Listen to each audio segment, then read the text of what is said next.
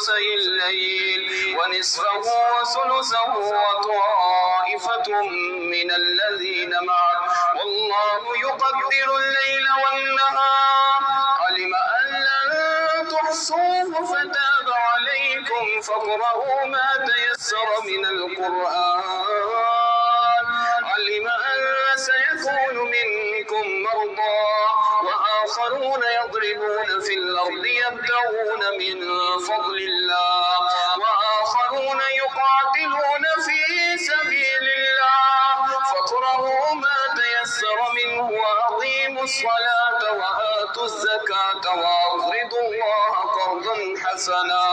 وما تقدموا لأنفسكم من خير تجدوه عند الله هو خيرا